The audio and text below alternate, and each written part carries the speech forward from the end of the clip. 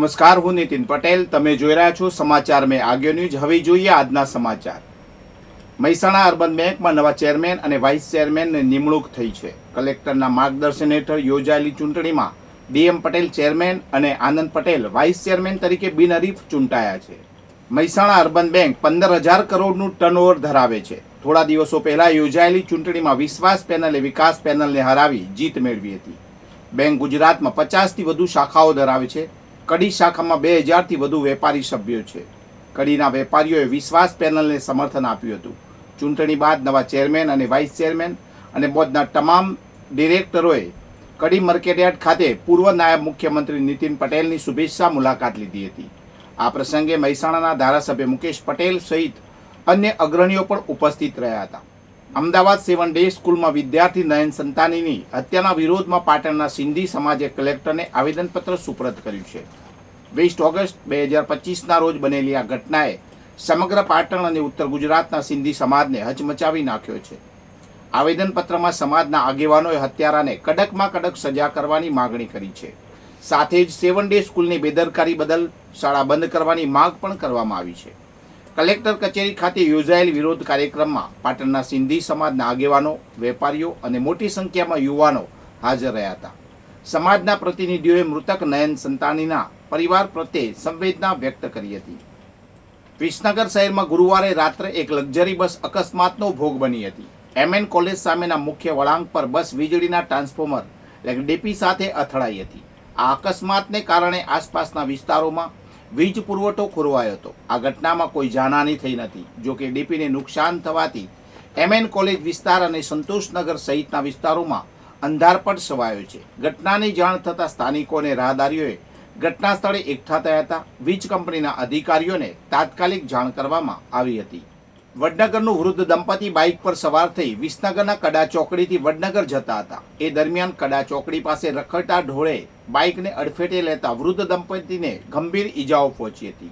હાલમાં વૃદ્ધાને હેમરેજ તો વૃદ્ધને હાથે ફ્રેક્ચર અને ગાલ ઉપર શીંગડું ઘૂસી જતા ઓપરેશન કરવાની ફરજ પડી છે.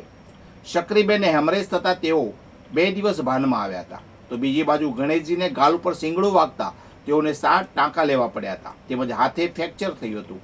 હાલમાં છેલ્લા 5 દિવસથી બંને દંપતી મહેસાણાની ખાનગી હોસ્પિટલમાં સારવાર લઈ રહ્યા છે. વિજાપુર શહેરના બાબા સાહેબ આંબેડકર ચોક વિસ્તારમાં છેલ્લા 3 મહિનાથી પીવાના પાણીની લાઇનમાં ગટરનું પાણી ભળતા રહીશોનું આરોગ્ય જોખમમાં મુકાયું છે. નળમાં આવતું પાણી એટલું ગંદુ, ડહોળું અને તીવ્ર દુર્ગંધવાળું છે કે તેને પીવા માટે તો શું, પૂરતું ઘર વપરાશ માટે પણ ઉપયોગમાં લઈ શકાય તેમ નથી. વારંવારની ફરિયાદો છતાં સમસ્યાનો કાયમી ઉકેલ ના આવતા સ્થાનિકોમાં ભારે રોષ જોવા મળી રહ્યો છે. અમદાવાદ ખોખરા મણિનગરમાં આવેલી 7 ડે સ્કૂલમાં સિંધી સમાજના ભણતા સગીર વયનો નયન સંતાણી ઉપર તારીખ 19 ઓગસ્ટના રોજ ધોળા દિવસે ઘાતકી હુમલો કરી મોત નિપજાવનાર દોષિત ગુનેગારો સામે કડક પગલાંની માગણીઓ સાથે વિજાપુર હિન્દુ સિંધી સમાજ દ્વારા મામલતદારને રેલી સ્વરૂપે જઈને આવેદનપત્ર સુપ્રત કર્યું હતું.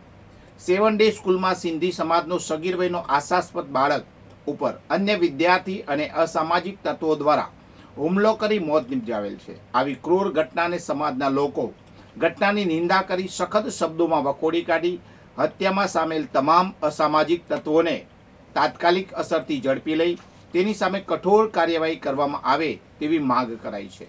મહેસાણા જિલ્લામાં નશાકારક પદાર્થોના વેચાણ અને હેરાફેરીને રોકવા માટે ચાલી રહેલ ઝુંબેશ અંતર્ગત મહેસાણા સ્પેશિયલ ઓપરેશન ગ્રુપની ટીમે બાતમીને આધારે ઊંઝા તાલુકાના મકતુપુર ગામની સીમમાં આવેલી એક હોટલ પર દરોડો પાડી 780 ગ્રામ પોષપોડાના પાવડર સાથે રાજસ્થાનના એક શખ્સની ધરપકડ કરી છે.